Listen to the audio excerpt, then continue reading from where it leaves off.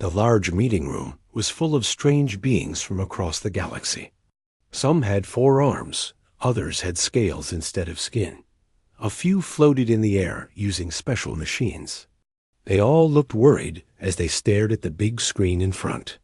Of them, Ambassador Zektar stood up slowly. His blue skin was darker than usual, which meant he was scared.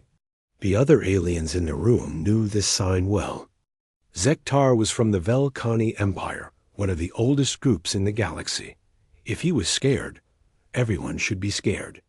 "My friends," Zektar said in a quiet voice, "it has been 50,000 years since we made the great decision. 50,000 years since we marked that area of space as forbidden. Today, I must tell you that our sensors have picked up new activity in that zone." The room became very quiet. You could hear the breathing of 100 different species. Some breathed air like humans do. Others needed different gases to stay alive. But they all held their breath when they heard these words. On the other side of the galaxy, Commander Jake Morrison stood by a large window. He was looking out at the stars from his space station. Jake was 28 years old and had been in the Earth Defense Force for 6 years. He had short brown hair and green eyes. Like all humans, he had 2 arms, 2 legs, and skin that was soft compared to most aliens. Jake did not know that aliens existed. No human did. The space around Earth and its colonies was quiet. They had never met anyone else among the stars. Humans thought they were alone in the universe. "Beautiful view today, Commander," said Lieutenant Amy Brooks as she walked up beside him. Amy was 25, with blonde hair and blue eyes. She was one of the best pilots on the station. "It always is," Jake replied. "Sometimes I wonder what's out there, beyond the nebula." The nebula he was looking at was a cloud of gas and dust that glowed with pretty colors. It stretched across space like a wall. Human ships had tried to go through it many times, but their engines always failed when they got close. Scientists thought it was natural. They were wrong. Back in the alien meeting room, Zektar touched a button. The screen showed a map of the galaxy. A red circle marked an area that looked empty. "This is Quarantine Zone Omega," Zektar said. "For 50,000 years, no ship has gone into this space. No signals have come out. We have kept it this way to protect ourselves." An alien with 6 legs and a round head stood up. This was General Thokren from the Korax Empire. The Korax were known as great fighters. They had won many wars across the galaxy. Why do we still fear them? Thokren asked. "It has been so long. Maybe they are all dead now." "Dead?" Zektar's voice became very quiet. "General, did you read the old reports? Did you see what they did to our ships?" Thokren sat down. Yes, he had read the reports. Every military leader in the galaxy had read them. They were the most scary documents ever written. Commander Jake Morrison walked through the halls of Station Alpha 7. The station was humanity's newest outpost in space.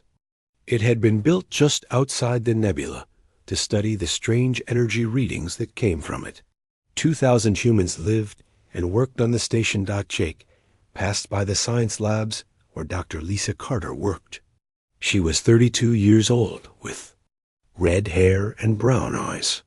Lisa was studying the nebula and trying to understand why human ships could not pass through it. "Any luck today, Doc?" Jake asked as he stopped by her lab. Lisa looked up from her computer. "The energy patterns are strange. Commander, it's almost like the nebula is ... watching us." Jake laughed. "Watching us? Come on, Doc. It's just gas and dust." "Maybe," Lisa said. "But the patterns change when our ships get close. It's like something is controlling it." She was right, but she did not know it. The nebula was not natural. It was created by alien technology. To keep humans trapped in their small part of space, in the alien meeting room, a new being stood up. This was Chancellor Weldos from the Zephyrian Collective. The Zephyrians looked like tall, thin humans, but with silver skin and large black eyes. They were peaceful traders who had never fought a war. "We cannot let fear control us forever," Weldos said. "Perhaps it is time to try talking to them again." The room exploded with noise. Aliens started shouting in their different languages. Some were angry. Others were scared. A few were ready to attack Weldos just for saying those words. "Silence!" Jektar shouted. The room became quiet again. "Chancellor Weldos, do you know what happened the last time we tried to talk to them?" Weldos sat down slowly. Yes, he knew. Everyone knew. 50,000 years ago, the Velkhani had found a human ship. It was small and seemed weak. The humans inside looked soft and harmless. The Velkhani thought it would be easy to capture them and make them slaves. They were wrong. Jake Morrison finished his daily walk around the station. He stopped by the communication center where Sergeant Chris Powell was working. Chris was a thin man with black hair who was very good with radio equipment. "Anything interesting today, Chris?" Jake asked. "Just the usual background noise, Commander," Chris replied. "Though I keep picking up these weird signals from beyond the nebula. They're too weak to understand, but they're definitely not natural." Jake felt a strange feeling in his stomach. "What kind of signals?" "They sound almost like voices," Chris said. "But that's impossible, right? We're alone out here." Chris was picking up alien communications. The galaxy was full of radio chatter, but the technology around the nebula made sure humans could not hear it clearly. Sometimes, though, a few signals got through Dot in the alien meeting room. Zektar was showing old pictures on the screen. They showed the wreckage of Velkhani ships floating in space. The metal was twisted and broken. Some ships looked like they had been torn apart by hand. "This is what happened to Admiral Tethkar's fleet," Zektar said. 47 ships, 3,000 of our best warriors, all destroyed by one small human vessel. The pictures changed to show the inside of a damaged ship. Strange marks were burned into the walls. It looked like writing, but no alien could read it. The mark said UES Horizon in human letters. "The only survivor was Communications Officer Yithmar," Zektar continued. "Before he died, he sent us this message." The room filled with a crackling sound.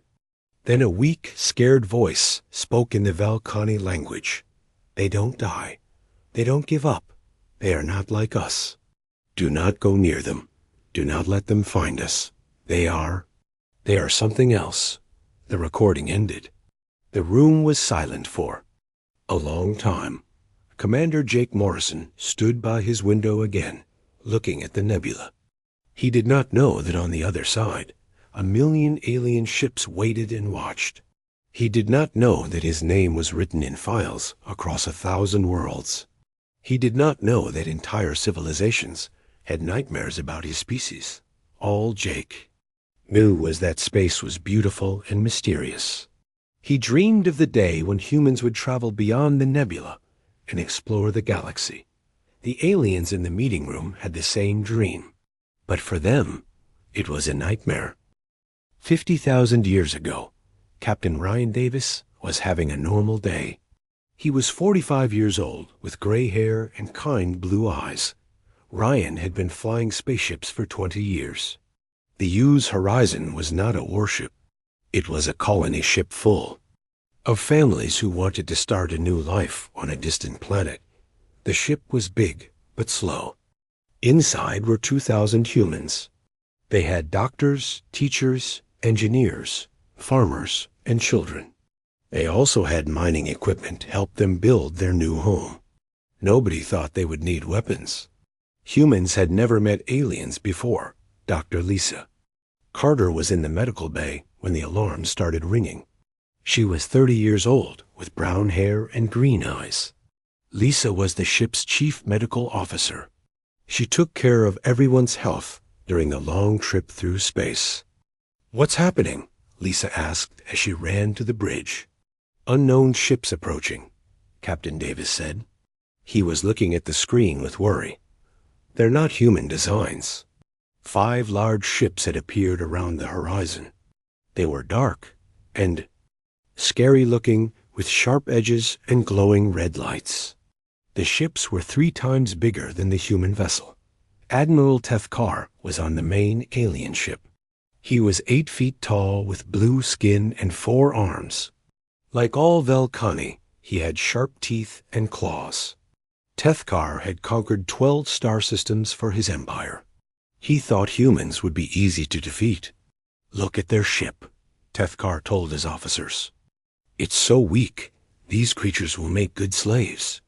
The Velkhani had a simple rule: strong species rule, weak species serve. They looked at the human ship and saw soft metal, simple weapons, and basic technology. They could not understand that. Humans were different in ways that did not show on their sensors. Captain Davis tried to talk to the aliens. "This is Captain Ryan Davis of the Earthship Horizon. We come in peace. We wish to talk." Admiral Tethkar laughed when he heard the translation. "They want to talk? We will talk with our weapons. Prepare to board their ship." But before the aliens could attack, something unexpected happened. Lieutenant Amy Brooks was watching the alien ships from the weapon control room. Amy was 25, with blonde hair and sharp blue eyes. She had studied military history as a hobby. When she saw how the alien ships moved, she knew they were getting ready to attack. "Captain," Amy said over the radio, "those ships are in attack formation. They're going to board us." Captain Davis made a decision that would change the galaxy forever. "All hands, prepare for hostile boarding. This is not a drill." The humans had practiced this many times, but only as an exercise. They never thought they would really need to fight. But when the captain gave the order, something amazing happened. Every human on the ship, from the oldest grandfather to the youngest teenager, knew exactly what to do. Engineer Pete Collins was in the engine room. He was 38 years old, with black hair and strong hands. Pete had worked on mining equipment his whole life. When he heard the captain's order, he did not think about running or hiding. He started turning the mining lasers into weapons. "If they want to board us," Pete said to his team, "they're going to get a surprise." The first Velkhani boarding pod hit the ship's hull. 20 alien warriors poured out, expecting to find scared humans hiding in corners. Instead, they found Dr. Lisa Carter waiting for them with a medical laser that had been turned into a weapon. "I'm a doctor," Lisa said calmly. "I know exactly where to cut you to make it hurt the most." The aliens had never heard anything like this before. They were used to enemies who screamed or begged for mercy. Lisa sounded like she was discussing the weather. The Velkhani warriors attacked, but something was wrong. The humans moved in ways the aliens did not expect. When one human was wounded, 2 others appeared to help. When the aliens tried to split up the humans, they somehow stayed together. It was like the humans could read each other's minds. Lieutenant Amy Brooks led a team to the ship's main corridor. She had studied how different species fought. The Velkhani were strong and fast, but they fought as individuals. Humans fought as a team. "Remember," Amy told her people, "they have 4 arms, but we have bigger brains. Use the walls, use the ceiling, use everything." The humans turned their own ship into a weapon. They used the ventilation system to move around without being seen. They turned off the lights in some areas and made them too bright in others. They changed the air mixture to make the aliens dizzy. Engineer Tony Martinez was 28 years, old with curly brown hair. He was working in the hydroponics bay where the ship grew food. When the aliens broke in, Tony had turned the area into a trap. Plants became hiding places. Water systems became weapons. Even the soil was used to make the floor slippery. "You want our ship?" Tony shouted as he fired a modified plant-cutting tool. "Come and take it." But the most shocking moment came when the aliens captured some human children. The Velkhani thought this would make the other humans surrender.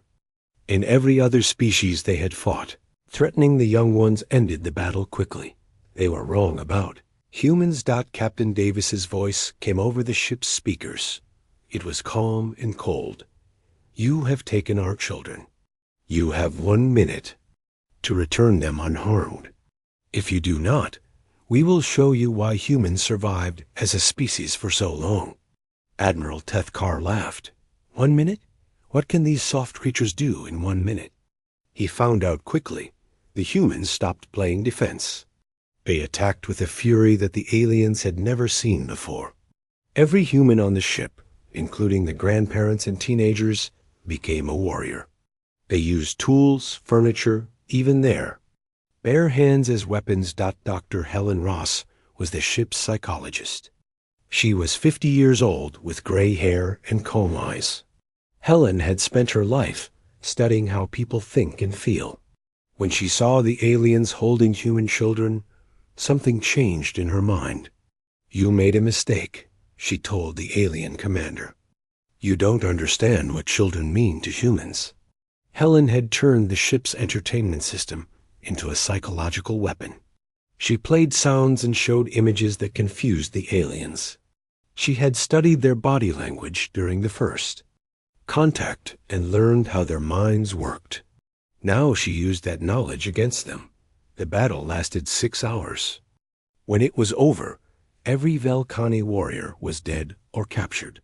The human ship was damaged but still flying.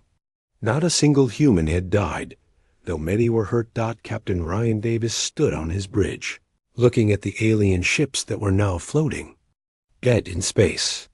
He felt sick about the violence, but he also felt proud of his people. "Captain," Communications Officer Chris Powell called out, "I'm picking up a transmission from one of the alien ships. Someone is still alive over there." The voice that came through was weak and scared. It spoke in the alien language, but the ship's computer was learning to translate. "This is Communications Officer Yithmar," the voice said. "My ship is dying. I am the only one left. I must warn my people. These humans, they are not what we thought. They don't fight like us. They don't think like us. They are something new, something terrible." Dr. Lisa Carter was listening to the transmission. "Should we help him?" she asked Captain Davis. "Yes," the captain said. "We're not monsters. We're human." But it was too late. Officer Yithmar's ship lost power before they could reach him. His last transmission echoed across space. "Do not fight. The humans, do not make them angry. They protect each other like no species we have ever seen. They are not just individuals. They are one creature with many bodies." The message would travel across the galaxy and change everything. But on the U's horizon, Captain Davis was just worried about getting his people to safety. "Set course for the nearest star system," he ordered. "We need to repair the ship and take care of our wounded." The humans had no idea that they had just started the most famous war in galactic history. They thought they had defended themselves against pirates. They did not know that the galaxy would never be the same. As the horizon flew away, the wreckage of the Velkhani fleet floated in space like a monument. A monument to the day the galaxy learned that humans were different. Different in ways that would terrify civilizations for 50,000 years. The news traveled fast across the galaxy. Communication Officer Yithmar's final message reached the Velkhani Empire first. The message was simple but terrifying. An entire battle fleet had been destroyed by one human ship. Emperor Kolthak was the ruler of the Velkhani Empire. He was 12 feet tall, with dark blue skin and 6 arms. He had lived for 300 years and had never lost a war. When he heard about Admiral Tethkar's defeat, he did something no one expected. He ordered all Velkhani ships to stay away from human space. But Emperor, General Morkith said, they are just one species. We have millions of warriors. Emperor Kolthek showed the general the recordings from the battle. They watched as humans turned mining equipment into weapons. They saw how the humans fought together like they shared one mind. They heard the call, voices of humans as they planned their attacks. Look at their eyes, the Emperor said. Do you see fear? Do you see doubt? These are not the eyes of prey animals. These are the eyes of predators. The recording showed something that scared the aliens more than the fighting.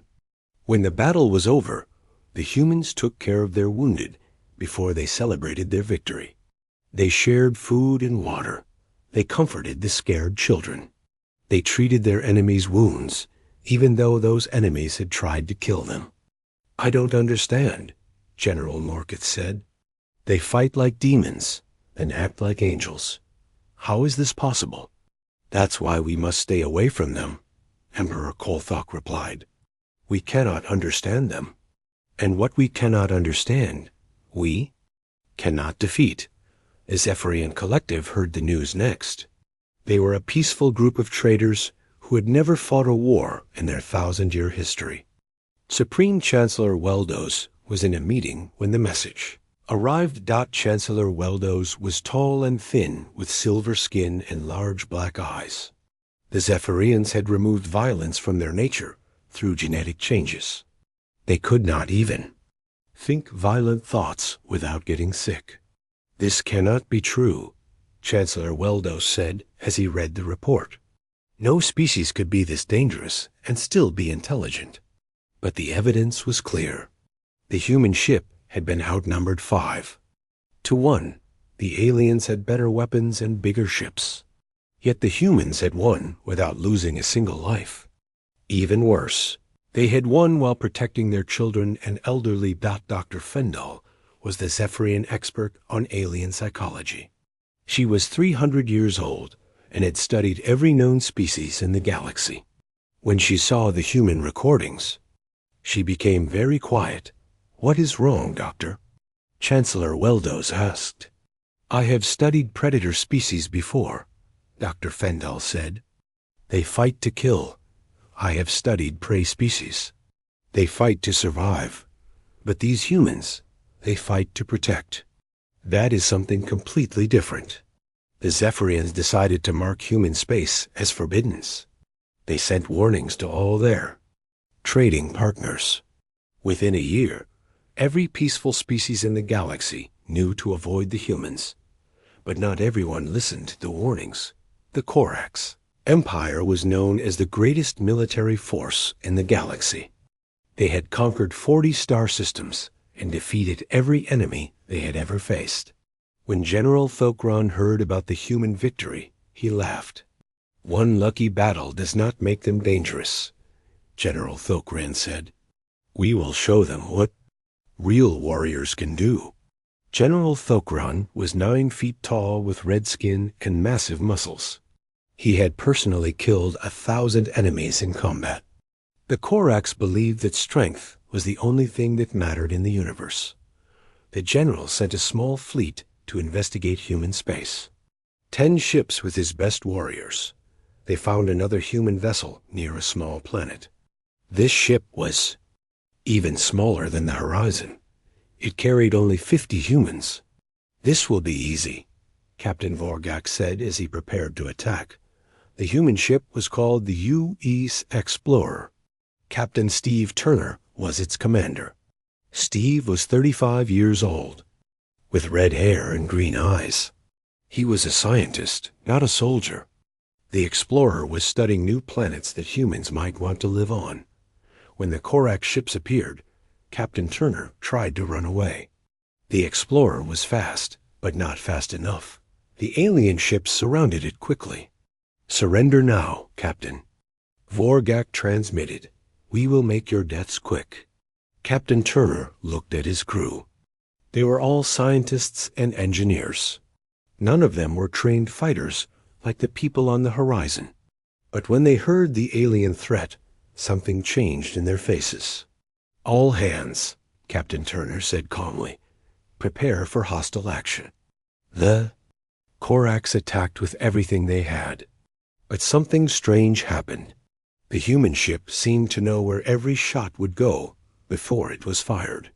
The Explorer twisted and turned through space like it was dancing. Navigation Officer Rachel Stone was 26 years old with black hair and brown eyes. She had studied physics her whole life.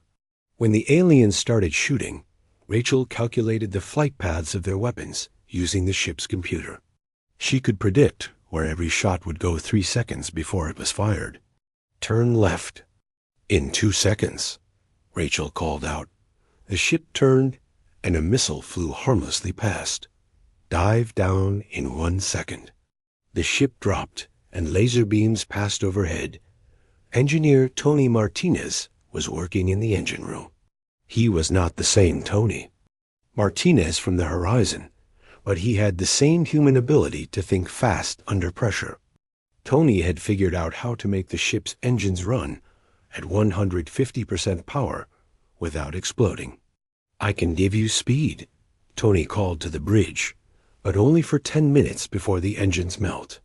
"Do it," Captain Turner said. The Explorer suddenly became the fastest ship in the star system.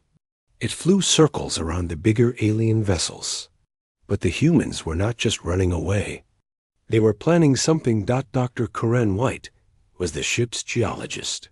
She was 38 years old with brown hair and calm blue eyes. Karen had been studying the planet below when the aliens attacked. She had an idea. "Captain," Karen said, "the planet has a very strong magnetic field. If we can get the alien ships between us and the planet, their sensors will stop working." Captain Turner smiled. "Excellent. Rachel, plot a course that brings us around the planet's magnetic pole." The Explorer dove toward the planet, with the Corax ships following. When they reached the magnetic field, the alien sensors went crazy. They could not see clearly. They could not target their weapons properly. But the humans had prepared for this. They had modified their sensors to work in magnetic fields. Now they could see the aliens, but the aliens could not see them. The battle lasted only 30 minutes. When it was over, all 10 Corax ships were floating dead in space. The Explorer had not fired a single weapon. Instead, the humans had used the planet's gravity and magnetic field to make the alien ships crash into each other. "Captain," Steve Turner felt sick as he looked at the wreckage. "We didn't want to fight," he said quietly. "I know, Captain, Doctor," Karen White replied, "but they didn't give us a choice." The news of this second human victory spread even faster than the first. Now 2 different alien fleets had been destroyed by humans. The galaxy began to panic. The Altarian Federation was a group of species that had achieved peace through genetic modification. They had removed all violent thoughts from their minds. When they heard about the humans, they did not know what to think. President Yulsar was the leader of the Federation. She was a beautiful creature with golden skin and wings like a butterfly. The Altarians had not fought a war in 10,000 years. How can they be so violent and so intelligent at the same time? President Yulsar asked her advisors. "We don't know," replied Science Minister Telkar. "Our genetic models say it should be impossible. Violent species destroy themselves before they reach space. Peaceful species cannot fight when threatened. But humans are somehow both." The Altarians decided to study humans from a distance. They sent invisible spy ships to watch human colonies. What they saw confused them even more. The humans were not violent monsters. They were kind to their children. They helped their elderly. They shared food with strangers. They even took care of sick animals. Most of the time, humans seemed more peaceful than the Altarians themselves. But when humans were threatened, they changed. It was like they became different creatures. The spy ships recorded humans turning farming tools into weapons in minutes. They saw human children making plans to defend their homes. They watched human grandparents teaching fighting techniques to teenagers. They have two natures, Science Minister Telkar reported. They are peaceful when safe, but become deadly when threatened. We have never seen anything like this. The Altarians added their names to the growing list of species that would not go near human space. Back on Earth, humans had no idea that aliens existed. Engineer Pete Collins was working on a new type of space engine. He wanted to make human ships faster so they could explore more of the galaxy. Pete did not know that his engine designs were being studied by alien scientists. Every human invention was now watched and feared by the galaxy. When humans made better computers, aliens worried about human war machines. When humans made better medicines, aliens feared that humans would become even harder to kill. Dr. Lisa Carter had returned to Earth after the Horizon incident. She never spoke about the battle, but she had written a report for the human government. The report was classified as top secret. It described what humans could do when they fought together. "We are stronger than we think," Dr. Lisa Carter wrote.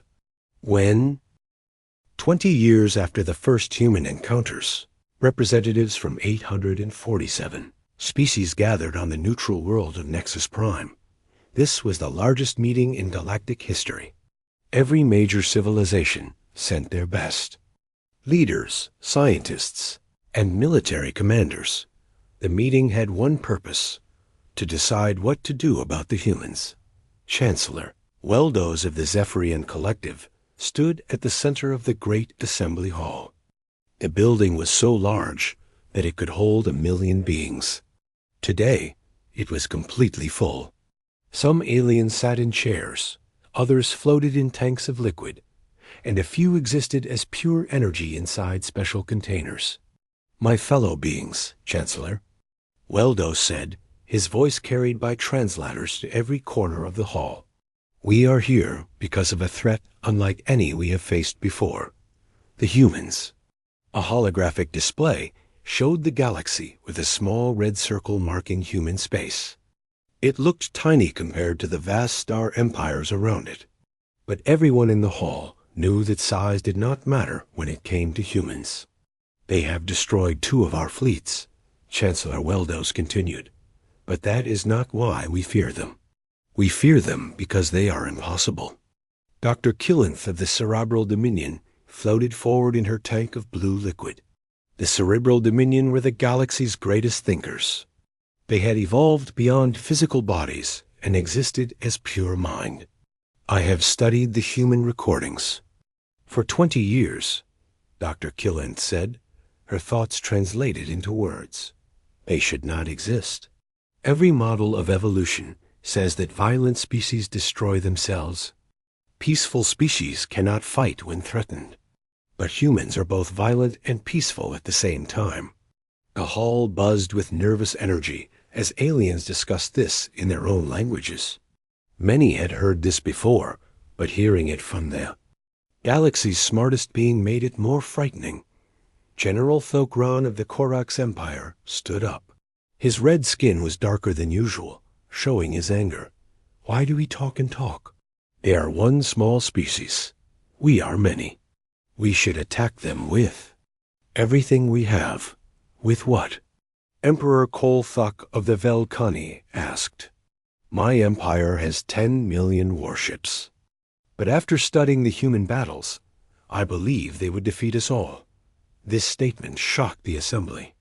The Velkani Empire was the largest military force in the galaxy. If their emperor thought humans could defeat them, what hope did anyone else have? Admiral Turvash of the Stellar Navy was the galaxy's greatest military strategist. She had won 1,000 battles across 500 years of warfare. When she spoke, everyone listened. "I have run computer simulations of human combat," Admiral Turvash said. "In every scenario, they defeat forces 10 times their size. They do not fight like us. They adapt. They learn. They turn our strengths into weaknesses."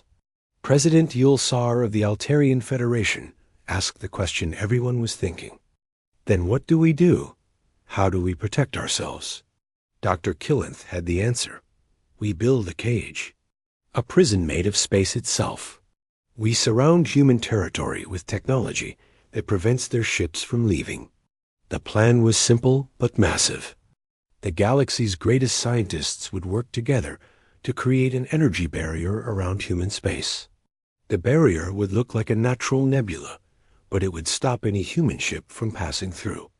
It will take 100 years to build, Dr. Killenth explained. We will need resources from every major civilization. But when it is finished, the humans will be trapped in their small corner of the galaxy. What if they detect what we are doing? Asked Minister Felgore of the Trade Federation. We will be careful, Dr. Killenth replied. The barrier will be built slowly, piece by piece. To the humans, it will look like a natural phenomenon. The vote was unanimous. Every species agreed to help build the prison. They called it Project Sanctuary, but everyone knew it was really a cage. Meanwhile, in human space, Admiral Rex Palmer commanded the UES Defiant. This was humanity's first real warship, built after analyzing the alien technology from the destroyed fleets. Rex was 50 years old with gray hair and sharp blue eyes. He had served in the human military for 30 years. Rex did not know that. 40 alien ships were watching his patrol from beyond the sensor range. Every human ship was now monitored by a combined alien fleet. The Watchers had orders to retreat if any human vessel came too close.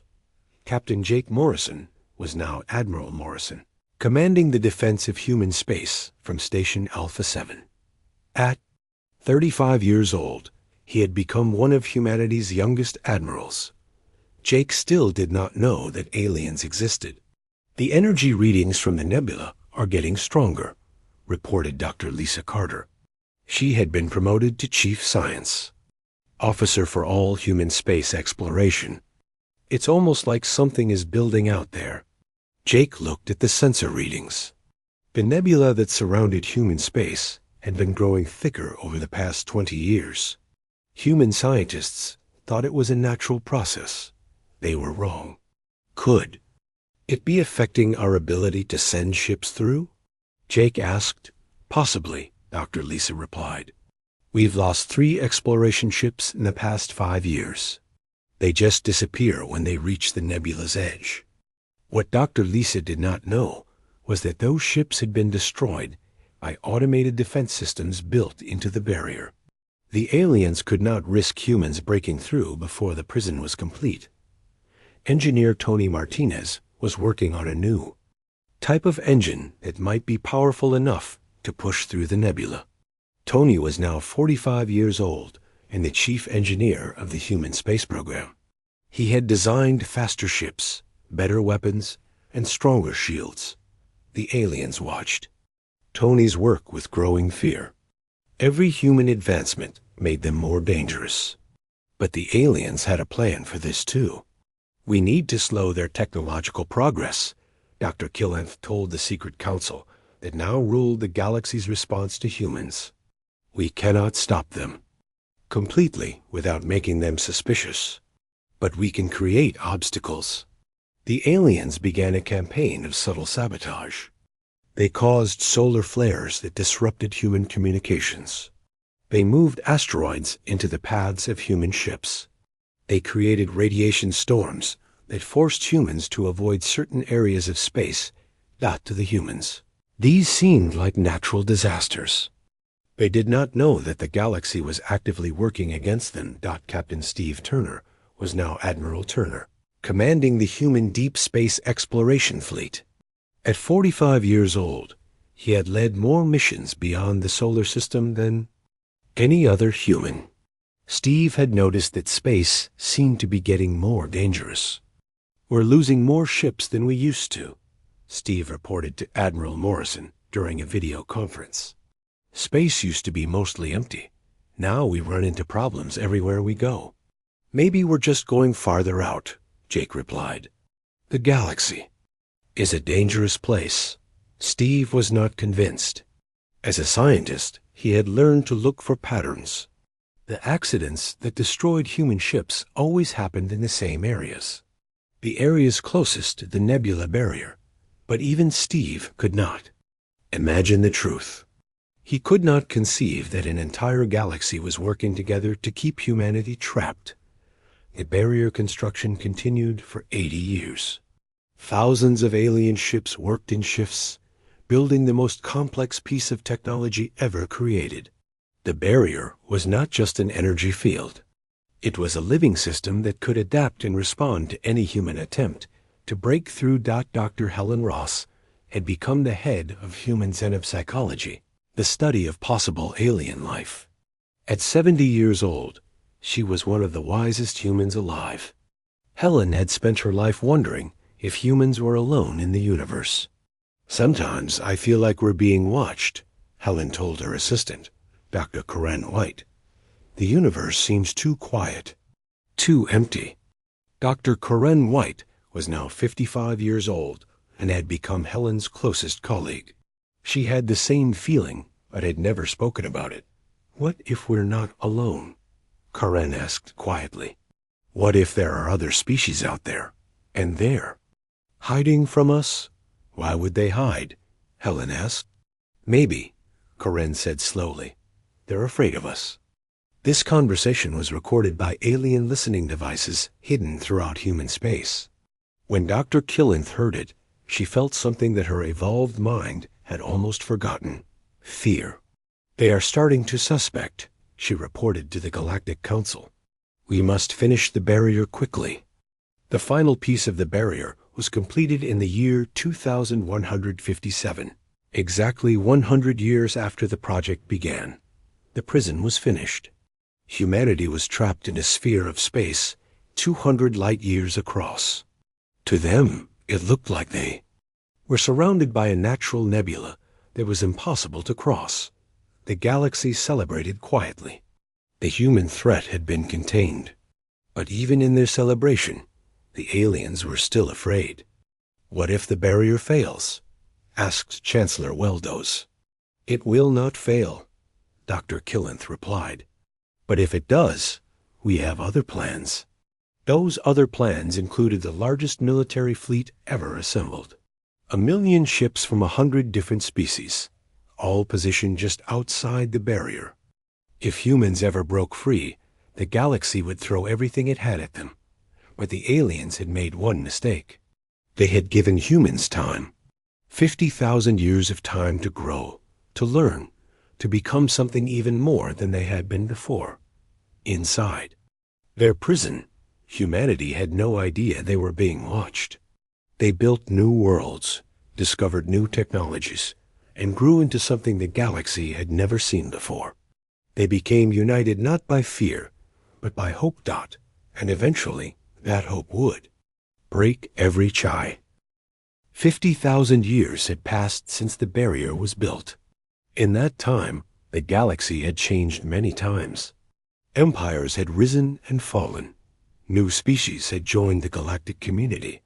But one thing had never changed: the fear of humans. Every alien child learned about the human threat in school. The story had become legend, then myth, then almost fairy tale. But the barrier remained, and the watching fleets stayed at their posts. Captain Alex Hunter commanded the UES Pathfinder, humanity's most advanced exploration ship. Alex was 32 years old with black hair and determined brown eyes. He had spent his whole life dreaming of crossing the nebula that surrounded human space. The Pathfinder was different from any ship humans had built before. It used a new quantum drive created by engineer Tony Martinez III, the great-grandson of the original Tony Martinez. The drive could fold space itself, allowing ships to jump across vast distances in seconds. "Today is the day," Alex told his crew as they prepared for their historic mission. "Today, we finally break through the nebula and see what lies beyond." Dr. Helen Ross III, great-granddaughter of the original Helen Ross, was the ship's xenopsychologist. She was 28 years old with red hair and curious green eyes. Helen had spent years studying the possibility that other intelligent life existed beyond the nebula. "Captain," Helen said, "what if we're not alone out there? What if there are other species and they don't want to meet us?" "Then we'll show them that humans can be friendly," Alex replied. "We've had 50,000 years to become better than we were." This was true. Humanity had changed during their isolation. They had ended war among themselves. They had learned to live in peace with each other and with nature. They had become the species that the galaxy might have wanted to meet, if the Galaxy had not been too afraid to try. Engineer Chris Powell IV was monitoring the quantum drive. He was 30 years old, with blonde hair and brilliant blue eyes. Chris had inherited his ancestors' gift for understanding complex technology. "Drive is ready, Captain," Chris reported. "We can break through the nebula whenever you give the order." But the humans did not know that their preparation was being watched. Admiral Morthak commanded the Guardian fleet that surrounded the barrier. He was the great-great-grandson of the original General Thokron, but unlike his ancestor, Morthak had never wanted to fight humans. He just wanted to keep them contained. "Human ship is approaching the barrier," reported his sensor officer. "Their energy readings are unlike anything we've seen before." Admiral Morthak felt something cold in his stomach. For 50,000 years, no human ship had come close to breaking through the barrier. Most had been destroyed by the automated defenses. But this ship was different. "Alert the Council," Morthak ordered. "Tell them the barrier may be compromised." On the neutral world of Nexus Prime, the Galactic Council still met in the same great hall. Ambassador Zektar Ix was the great-grandson of the original Zektar. Like his ancestor, he was afraid of humans, but this fear had been passed down through generations of stories. "This cannot be happening," Zektar said as he read the report. "The barrier has held for 50,000 years." Dr. Killenth VII was the latest in the line of Cerebral Dominion scientists who had studied humans. She existed as pure thought in a crystal matrix, even more evolved than her ancestors. "Our predictions always said this day would come," Dr. Killenth said. "Humans adapt. They learn. They grow. Eventually, they would become strong enough to break free. Then we activate Protocol Omega," said Chancellor Weldos VIII. "We destroy them before they can escape." But even as he said this, Weldos knew it was too late. The million-ship fleet that surrounded human space had been reduced over the centuries. As other threats arose, now only 10,000 ships remained, and many of them were old and outdated. Meanwhile, on the Pathfinder, Captain Alex Hunter gave the order that would change the galaxy forever. "Engage quantum drive. Take us through the nebula." Space folded around the Pathfinder. For a moment, the ship existed in two places at once. Then it snapped forward, like a rubber band being released. The ship appeared in the Kepler sector, 50 light-years beyond the barrier.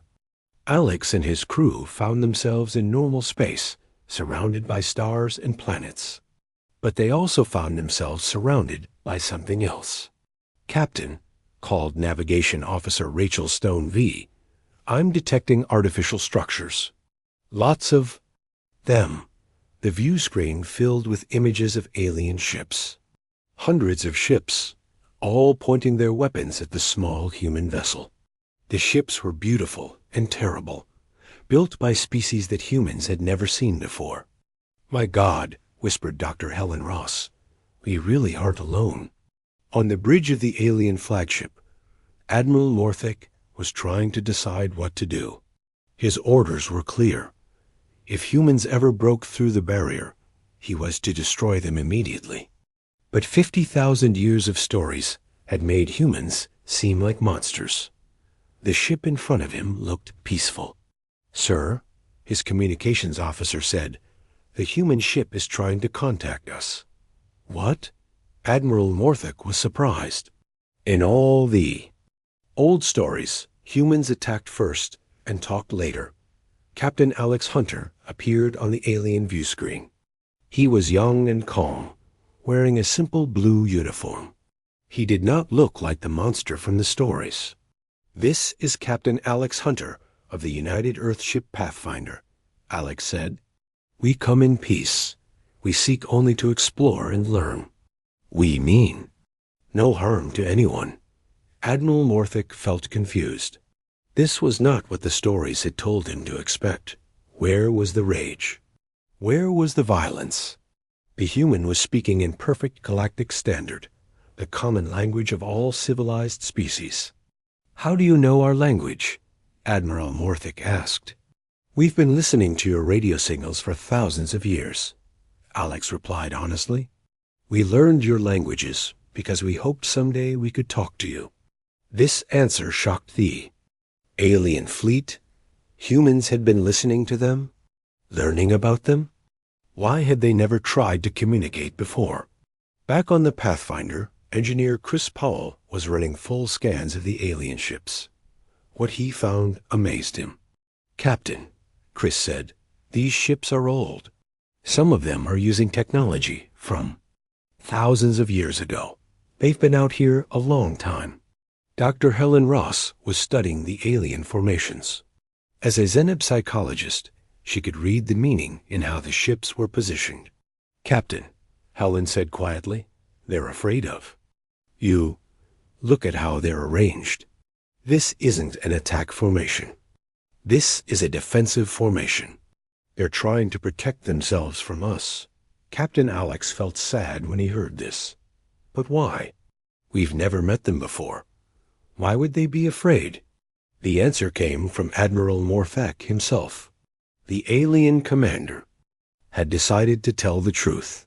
50,000 years ago, Morthac transmitted, "Your people destroyed 2 of our fleets. We have been afraid of you ever since." Alex looked at his crew in confusion. 50,000 years ago? But we've only been in space for a few thousand years. No, Morthic replied. Your people have been in space much longer. We have records. We have witnesses. We have proof. On the Galactic Council world, emergency sessions were being held in every government building. The news that humans had broken through the barrier was spreading like wildfire across the galaxy.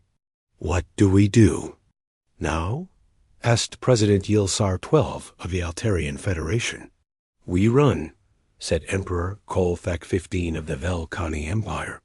We gather our people and we run to the edge of the galaxy. No, said Dr. Killenth 7, running will not help. If the humans want to find us, they will find us. We must try something different. What? Asked Chancellor Weldos 8. We must do what we should have done 50,000 years ago, Dr. Killenth replied. We must try to talk to them. Back in the Kepler sector, Captain Alex Hunter was learning the truth about humanity's place in the galaxy. Admiral Morthic had transmitted the historical records. Alex watched in amazement as he saw the battles his ancestors had fought. I understand why you are afraid, Alex said after viewing the recordings.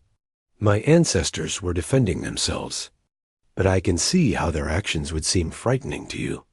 Seem frightening? Admiral Morthic was confused. They destroyed entire fleets. In self-defense, Alex pointed out. They were attacked first, every time. They only fought to protect their families. This was something the aliens had never considered. In 50,000 years of studying humans, they had focused on how humans fought. They had never asked why humans fought. Dr. Helen Ross stepped forward. Admiral Morthic, may I ask you something? In all these years, did any of your people ever try to contact us peacefully?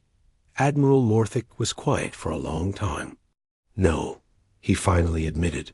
We were too afraid. Then how do you know we're monsters? Helen asked gently. You've been judging us based on what happened when we were attacked. But what would happen if we weren't attacked?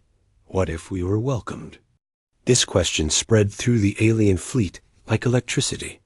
What if humans were different when they weren't threatened? What if 50,000 years of fear had been based on a misunderstanding. Captain Alex Hunter made a decision that would echo through history.